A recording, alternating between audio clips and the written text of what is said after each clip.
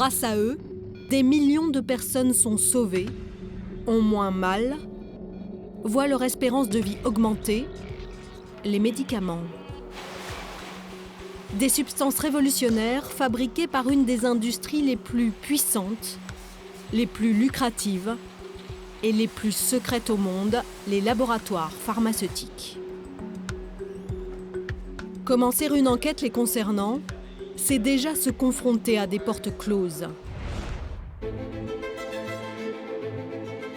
Après des mois de négociations, Bristol Myers Squibb, un des plus grands du secteur, est le seul à avoir accepté la présence de notre caméra. Bonjour. Bonjour. Bienvenue chez Bristol Myers Squibb à Agen. Au moment de notre tournage, Jean-Pierre Bracmar dirige cette usine.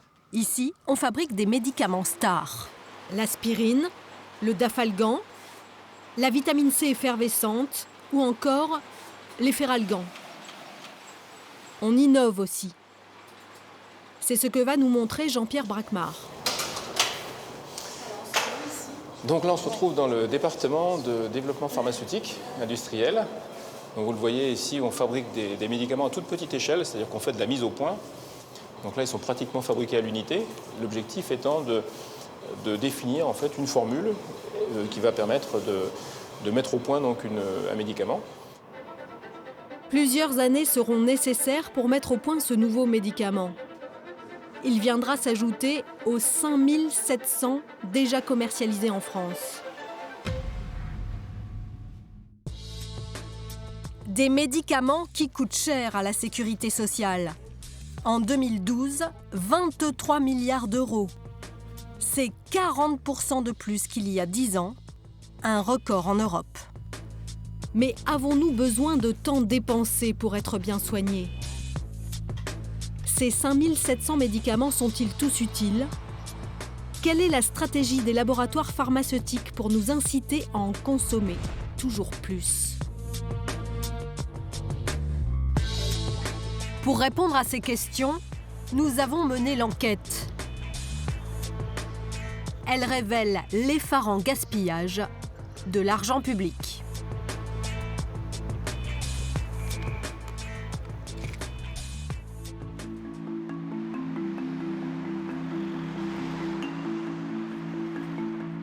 En France, nous avons une particularité.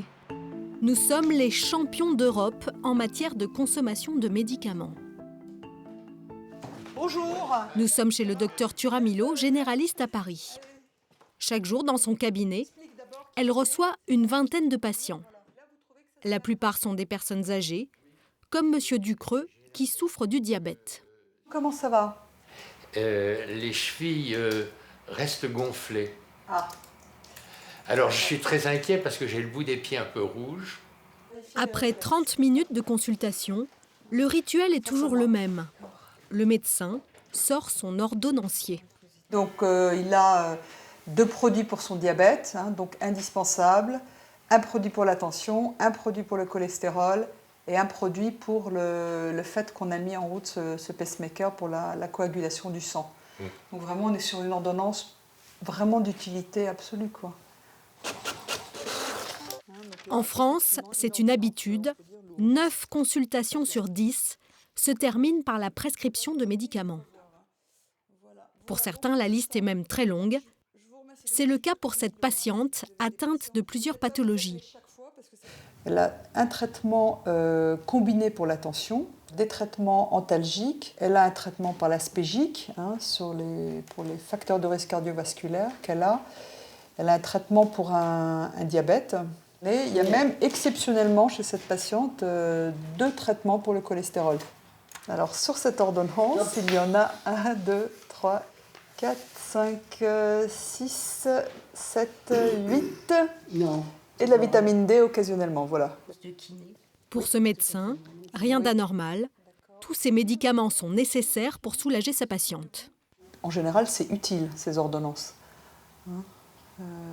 J'essaie d'éviter des ordonnances inutiles. Franchement, je crois qu'on est tous conscients de la nécessité de faire des économies à ce niveau-là. En France, nous achetons en moyenne 48 boîtes de médicaments par habitant chaque année. Mais sont-ils tous réellement utiles? Pour le savoir, nous sommes allés à la Haute Autorité de Santé, une agence de l'État. C'est ici qu'est évalué chaque nouveau médicament mis sur le marché au cours d'une commission, la commission de la transparence. Bonjour. Bonjour. Elle est dirigée par Gilles Bouvenot. Exceptionnellement, il a autorisé notre présence. Alors je vais vous montrer où siège la commission de la transparence. Un mercredi sur deux, toute la journée. C'est la première fois qu'une caméra franchit cette porte.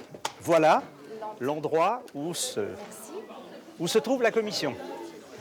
Elle est, vous le voyez, prête à siéger. On va commencer à siéger dans 10 minutes à peu près. Autour de la table, 30 experts, une vingtaine de médecins, une représentante du ministère de la Santé, une représentante de la Sécurité sociale, une représentante des laboratoires pharmaceutiques.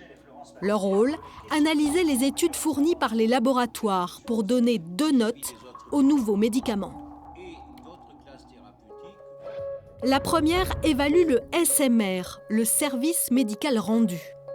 Cela correspond à l'efficacité du nouveau produit présenté. La note va de important à insuffisant. La seconde évalue l'ASMR, l'amélioration du service médical rendu. Le nouveau médicament apporte-t-il un plus par rapport à ceux déjà existants sur le marché? La note est de 1 si le progrès thérapeutique est majeur et de 5 s'il est nul. À cause de notre présence, il n'est pas possible de filmer une vraie notation. Cela invaliderait le résultat. Cette séance est donc la reconstitution d'une commission qui a déjà eu lieu. À la notation, un médicament pour le cœur. Est-ce que, Emmanuel, vous pouvez nous présenter le dossier? Tout à fait. Donc, il s'agit d'un nouveau bêta-bloquant, 6e de sa classe, que nous voyons dans le cadre d'une demande de première inscription dans son indication hypertension artérielle. Pour la première note, pas de problème, le médicament est bien efficace. Je vais vous proposer un vote de SMR important, puisque les concurrents, si l'on peut dire, de ce produit ont tous un SMR important et que ce produit n'est pas moins efficace. Alors, qui est-ce qui vote pour un SMR important? On peut peut-être donner le résultat concernant le niveau de service médical rendu, c'est-à-dire l'intérêt thérapeutique. Donc le SMR important est voté à l'unanimité des 20 votants. En revanche, la seconde note va s'avérer mauvaise. Sur le dossier, actuellement, nous n'avons pas du tout de critères cliniques, de critères durs qui permettraient de dire que ce produit apporte un plus par rapport aux autres médicaments utilisés dans l'hypertension artérielle. Qui vote pour pas de progrès thérapeutique, donc ASMR 5? ASMR 5, la plus mauvaise note. Ce médicament n'apporte rien de plus par rapport à ceux qui existent déjà sur le marché. Merci beaucoup. Ces médicaments pas plus efficaces que leurs prédécesseurs, dans le milieu pharmaceutique, on appelle cela des MeToo. En français, cela veut dire « moi aussi ». Une situation que déplore Gilles Bouvenot. Ce qui est triste, en effet, c'est que nous voyons arriver en nombre non négligeable des médicaments qui n'apportent pas de progrès particulier et dont vous connaissez le nom, qui est un peu dévalorisant et qui est celui de MeToo. Ça signifie « moi aussi ». Donc moi aussi, je fais comme les autres médicaments. Un cas courant. Il suffit d'aller sur le site internet de la Haute Autorité de Santé pour s'en rendre compte. Ces 5 dernières années, 90% des 1300 nouveaux médicaments ont obtenu un ASMR 5. En clair, même s'ils sont efficaces, ces médicaments ne soignent pas mieux que ceux qui existent déjà. Des MeToo développés par les laboratoires depuis 20 ans, avec un but, gagner de l'argent rapidement sans prendre de risques. Bruno Toussaint est à la tête de Prescrire, une revue médicale indépendante et de référence. Ce jour-là, il doit remettre devant un parterre de journalistes et de professionnels de la santé un trophée, la pilule d'or, une sorte de César du meilleur médicament. La pilule d'or, c'est... Ah, je suis allé trop vite. Mais vous aviez deviné qu'avec la panne d'innovation actuelle, qui dure depuis déjà des années, c'est très difficile de trouver une pilule d'or. Donc, encore une fois, pas de pilule d'or cette année.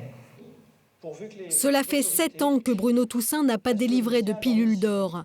Une façon pour lui de dénoncer le manque d'innovation des laboratoires qui préfèrent se concentrer sur les MeToo. Moi aussi, je veux ma part de ce marché. C'est un gâteau qu'on découpe en parts et que les firmes cherchent à avoir une plus ou moins grande part. C'est très simple. On n'est pas dans la santé publique, on est dans une réalité du médicament qui est le marché du médicament. Les MeToo, une pratique légale. Problème, non seulement elle ne permet pas aux Français d'être mieux soignés, mais en plus, elle creuse le déficit de la sécurité sociale. Jean-Pierre Lamotte est pharmacien à Paris. Depuis 20 ans, il a vu les MeToo arriver et peu à peu envahir ses tiroirs. Voilà, ils sont rangés ici. Démonstration avec la famille des statines, des médicaments prescrits contre le cholestérol. La toute première statine a été mise sur le marché en 1988. Si ce médicament leader est une innovation, ceux qui vont suivre ne sont qu'une longue succession de MeToo. Et puis après, il y a eu... Et puis ensuite, il y a eu, toujours lorsque cette famille s'est agrandie, des produits comme le... Donc 5, 10, 20 mg. Hein? Aujourd'hui, il existe au total 11 statines sur le marché. Une multiplication de l'offre qui a permis aux laboratoires d'augmenter leurs ventes. Pour comprendre cette mécanique, nous sommes allés à la rencontre de Bertrand Talbotier, un expert international en stratégie de santé. Pour lui, le système est simple. On observe que plus il y a de MeToo, finalement, plus il y a de prescriptions, plus il y a de malades. Ah oui, alors il faut revenir, je pense, à ce qui est très important, c'est que quand un produit de ce type-là arrive sur le marché, il va avoir deux objectifs. Soit il cible directement une molécule qui existe déjà sur le marché et il va essayer de prendre la part de marché, de prendre une partie des prescriptions de cette molécule-là, ou alors il va essayer de faire croître le marché en prêchant un discours auprès des différents acteurs de la chaîne du médicament de façon à ce qu'il y ait une caisse de résonance et que ça lui apporte derrière des bénéfices en termes de prescription. Pour faire croître le marché, les laboratoires misent donc sur la communication. Explication. En 1988, la première statine arrive sur le marché. Le laboratoire communique, quelques médecins en entendent parler, le cholestérol des patients commence à être pris en compte.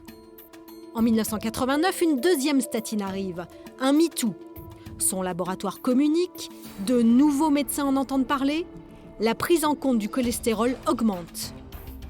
Quelques mois plus tard, une troisième statine arrive, un autre MeToo.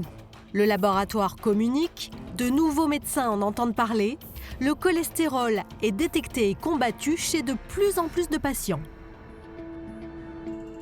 Comme ces médicaments sont remboursés, ces 10 dernières années, les dépenses de la sécurité sociale ont augmenté de 83%, rien que pour ces 3 statines. Alors comment les laboratoires réussissent-ils à sensibiliser les médecins pour qu'ils prescrivent toujours plus de médicaments? Nous avons recueilli le témoignage de ces 2 visiteuses médicales. Chaque jour, pour le compte d'un laboratoire, elles rencontrent des médecins. Le but, les convaincre de prescrire leurs médicaments. Plus on ira les voir souvent, régulièrement, et plus il se tissera entre le délégué et le médecin un relationnel, un climat de confiance qui va du coup forcément à un moment ou à un autre déclencher la prescription.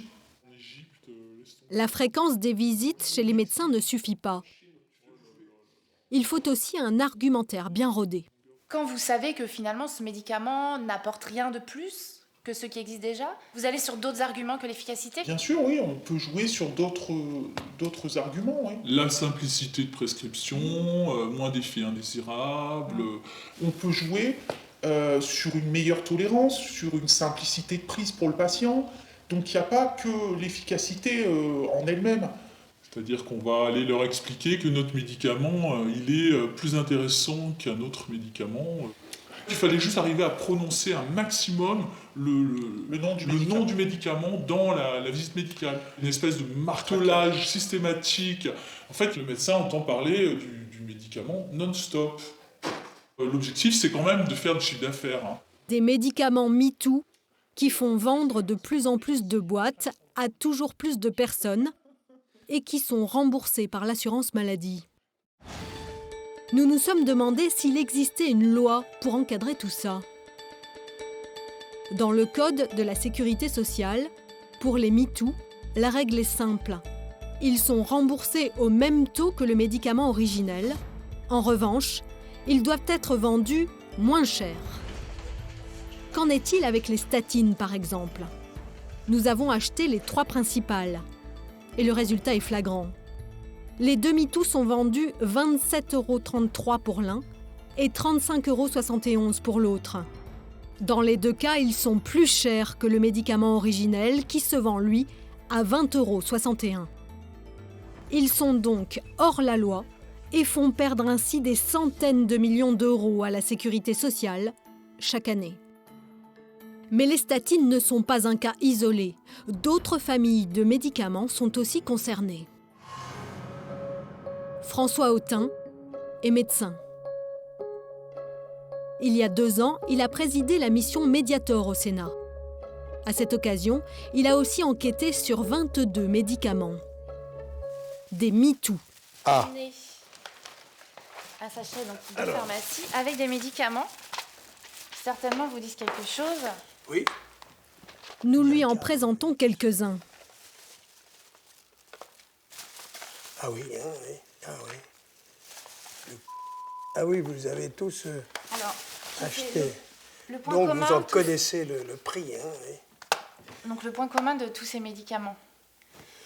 Le point commun de tous ces médicaments, c'est que ce sont des médicaments qui ont été classés ASMR 5, c'est-à-dire qui n'apportent aucun progrès par rapport à ceux qui existaient au moment de leur mise sur le marché et qui sont vendus plus cher que ses concurrents, c'est vrai. Pour l'un d'entre eux, le surcoût pour l'assurance maladie est même très conséquent. Le fait partie de ces médicaments en 2007 qui ont augmenté la dépense, le surcroît de dépenses pour l'assurance maladie de 300 millions. Au total, son enquête révèle que sur ces 22 MeToo, 19 ne respectent pas la loi. La sécurité sociale rembourse tout aveuglément pour le plus grand bénéfice de l'industrie pharmaceutique. Donc c'est un dysfonctionnement grave qui me semble aller à l'encontre non seulement de l'intérêt des patients, mais aussi de l'intérêt de l'assurance maladie. Il y a là manifestement un gaspillage. Alors, qui a fixé le prix de ces MeToo? Qui a autorisé qu'ils ne respectent pas la loi? Chaque semaine, au ministère de la Santé se réunit le comité économique des produits de santé. Son rôle, fixer les prix des médicaments. Une assemblée des plus secrètes, aucun journaliste n'y a jamais assisté. Après des mois de négociations, son président, Dominique Giorgi, nous a exceptionnellement autorisés à filmer le tout début de cette réunion. Mais 6 jours avant notre tournage, changement de programme. Finalement, le tournage et l'interview que vous aviez programmés ne pourront pas avoir lieu. Je m'excuse de ce contre-ordre. Bien cordialement, Dominique Giorgi. Nous ne rencontrerons jamais ceux qui fixent les prix des médicaments. Agents des ministères de la Santé, de l'Industrie et de l'Économie, mais aussi représentants des laboratoires pharmaceutiques. Il veut pas me parler? Non, c'est pas possible pour moi. C'est 3 mois de contact. Même 2 minutes, ce sera pas possible. Je suis désolée. Une opacité que dénonce Catherine Lemorton, la présidente de la Commission des affaires sociales à l'Assemblée nationale. En 2008, cette députée a enquêté sur les prix des médicaments. Tous les acteurs du secteur lui ont répondu, sauf un, le Comité économique des produits de santé. Ça fait des années que je demande que des députés aillent voir comment se fixent les prix, c'est-à-dire ces accords entre ceux qui dirigent ce comité et les industriels. Moi, je veux voir comment ça se fixe, ces prix-là. Vous imaginez que ça se passe comment? J'ai l'impression que c'est du marchandage de tapis. Tu me mets ce médicament-là à ce prix-là, moi je te le mets à ça. Ok, pendant ce temps-là, je te développe celui-là en attendant parce que je suis un peu en retard, donc tu me baisseras le prix de l'autre après. J'ai comme l'impression que c'est ça, et j'espère que je me trompe. Pour elle, si l'État laisse faire, c'est qu'il subit la pression des industriels. Mais après, c'est pas le ministère de la Santé qui détient quand même le... Mais si, à un moment donné, le ministère de la Santé, il intervient. Mais si on lui explique qu'il faut maintenir le produit à tel prix, parce que sinon l'industriel risque de partir de France, le ministère, je comprends qu'ils disent « Ouh là là, est-ce qu'on peut être responsable de 1000 licenciements ?» Non, mais j'ai pas dit que c'était facile, hein. Ce secteur représente plus de 100 000 emplois en France. Mais pour cette députée, les bénéfices de l'industrie pharmaceutique ne doivent pas se faire au détriment des finances publiques.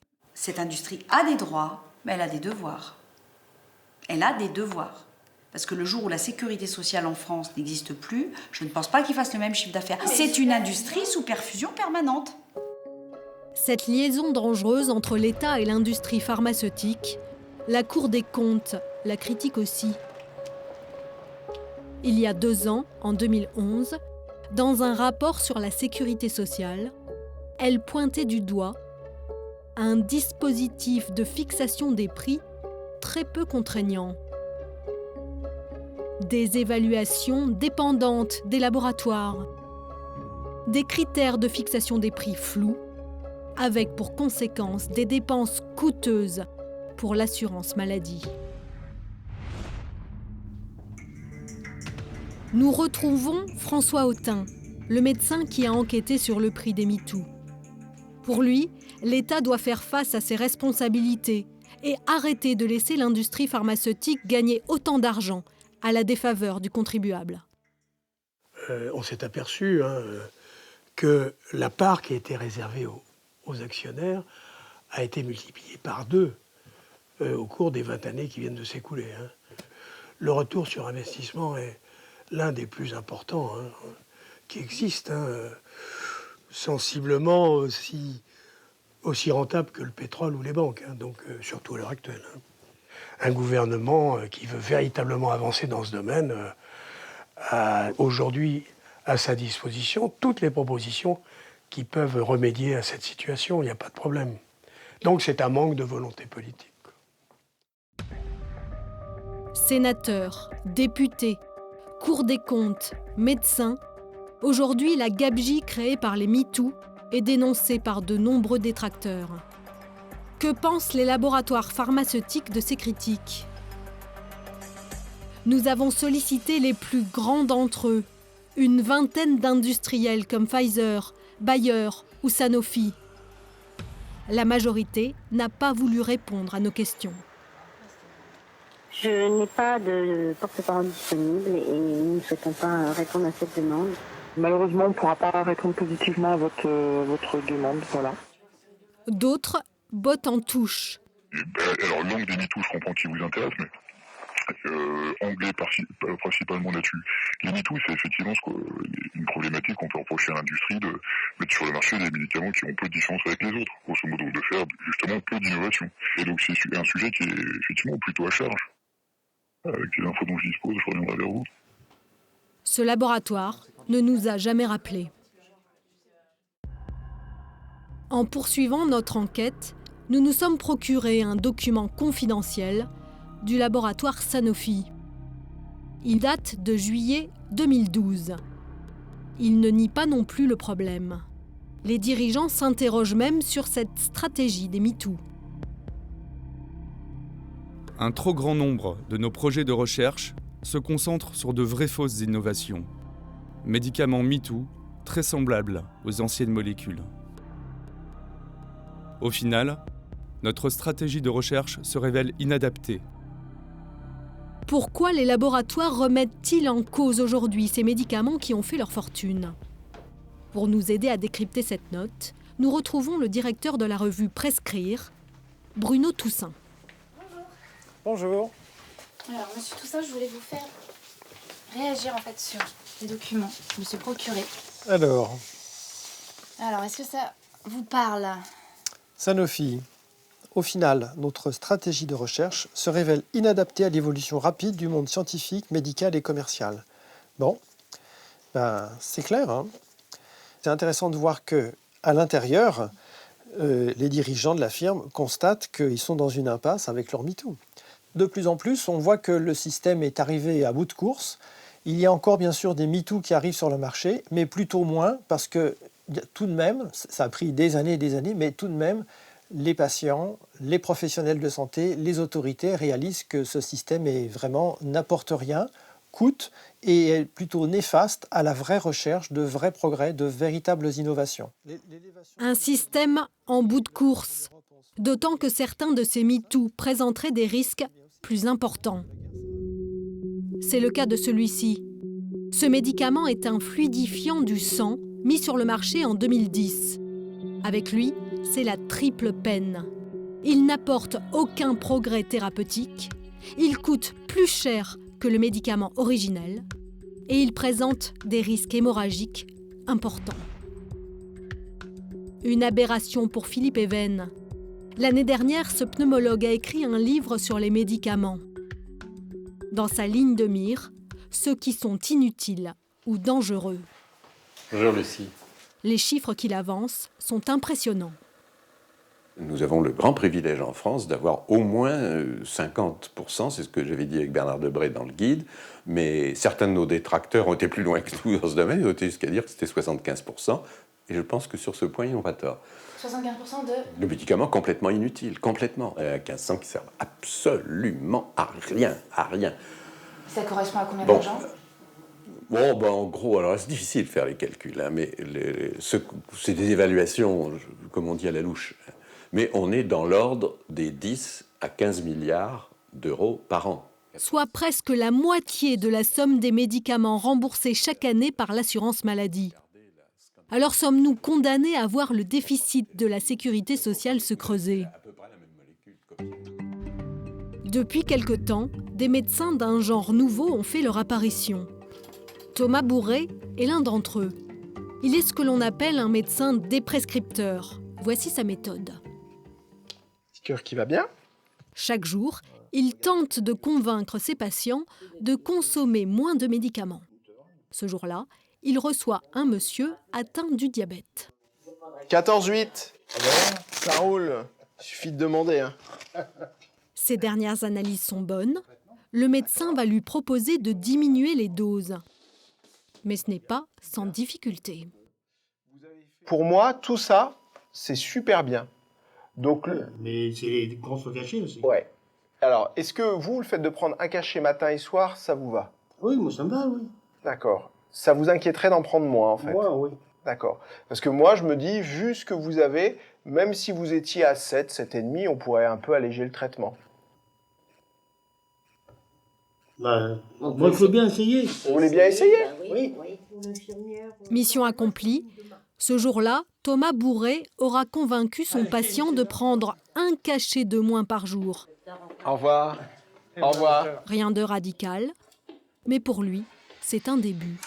Comment est-ce qu'on allège une ordonnance Eh bien, on s'inscrit dans le temps. Et la relation, là encore, avec le patient. Il ne s'agit pas de dire « Oh, vous savez, moi, je suis un nouveau médecin, je vais tout vous changer, etc. » Non, on se fixe des objectifs qu'on négocie avec le patient pour voir, justement, on enlève le plus risqué et celui qui apporte le moins d'avantages au patient.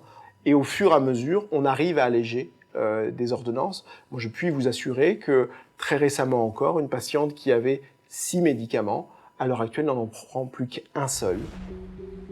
L'année dernière, en 2012, la Caisse primaire d'assurance maladie a annoncé un déficit de près de 15 milliards d'euros. Pendant ce temps, l'industrie pharmaceutique française, elle, se porte bien avec près de 50 milliards d'euros de chiffre d'affaires. Elle se place ainsi juste derrière l'industrie pétrolière.